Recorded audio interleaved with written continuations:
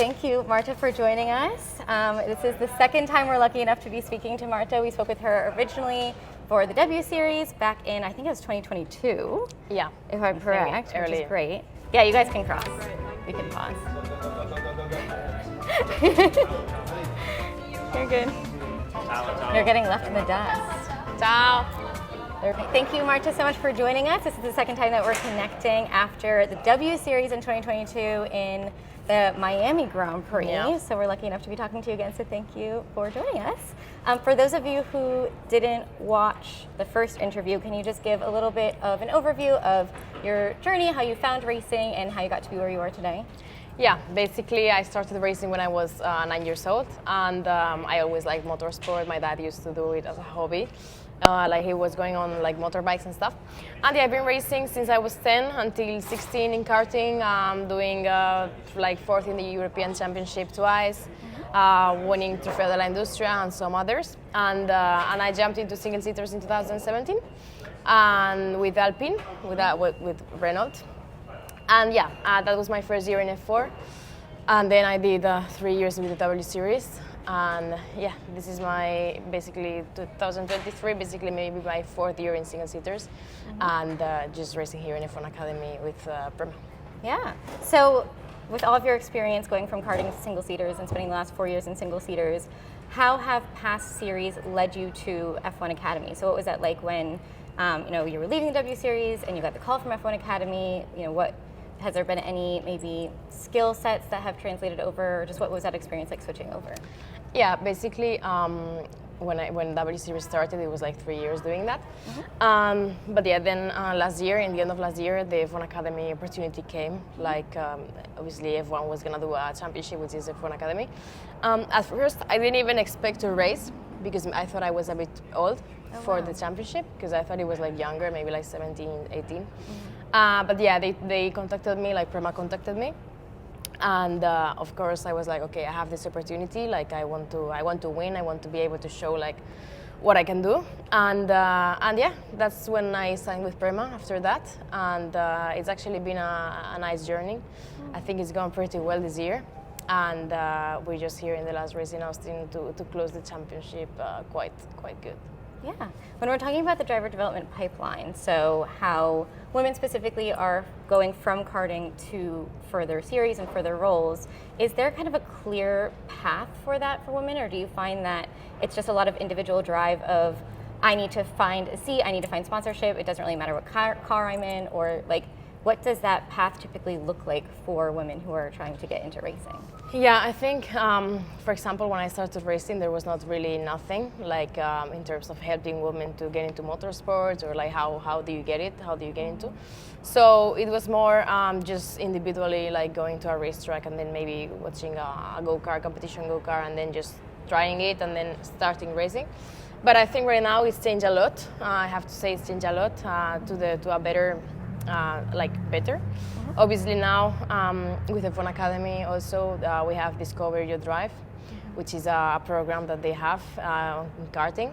So it's really good for the young girls as well that are coming in to get the girls that actually like go-karts or like motorsport can get into this Discover Your Drive, and there's like more opportunities, and I think it's great. And also the Champions of the Future, the link with the championship.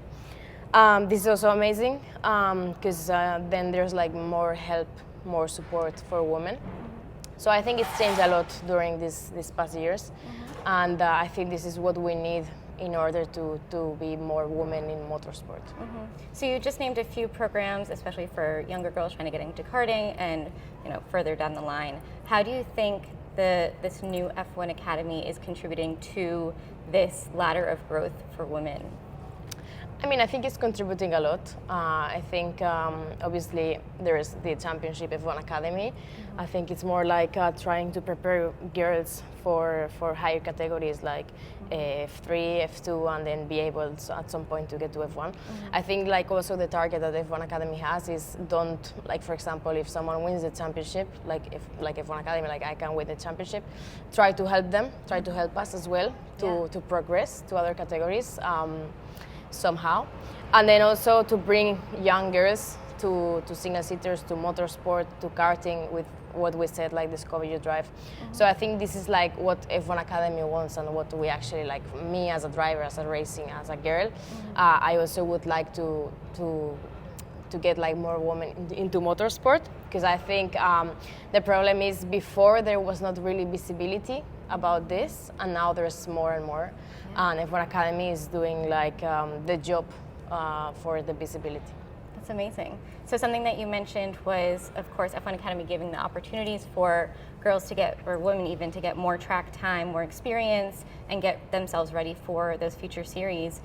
Do you know yet at least what it looks like for F1 Academy and how they're going to help women grow out of F1 Academy, right? So, part of the whole role of F1 Academy is to essentially build them, give them experience, and then send them off and lead them to higher pastures. Do we know what that looks like yet? Not really. I don't know. I don't really know. Obviously, I know because I spoke with F1 Academy that they are going to help. They will do something somehow.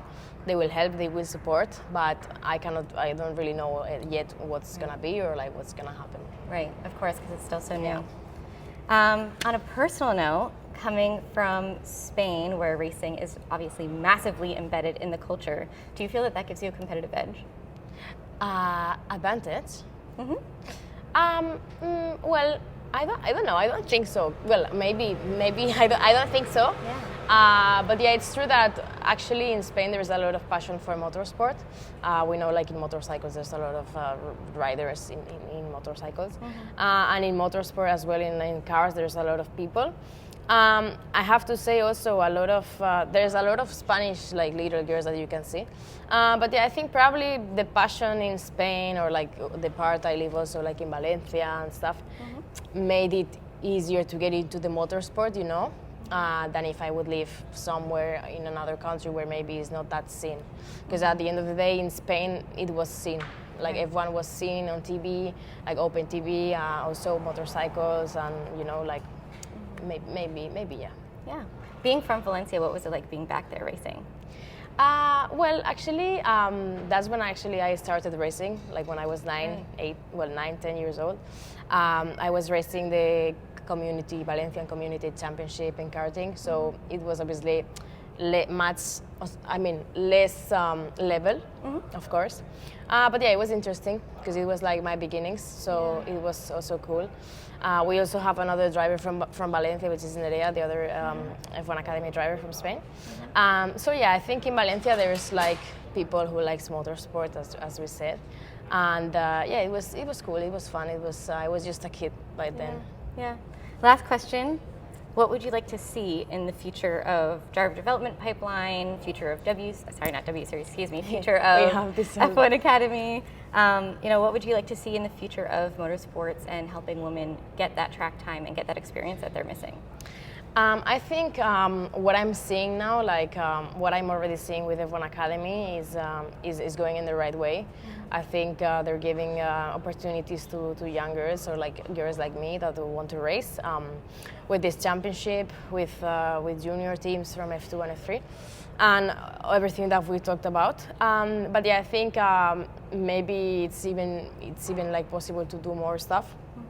Even get us in, like, I don't know, this is just a random idea that I get, like do a team in F2 or do a team in F3, like, like women, I don't know, something, to get like more women in the motorsport, like get 2 or 3 women that are quite good, or like show that are good, and then try to work on them, like also put like support, economical support on them, and then try to make them proper professional drivers.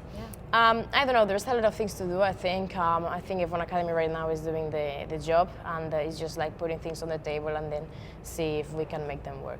Yeah, amazing. Thank you so much. Thank you.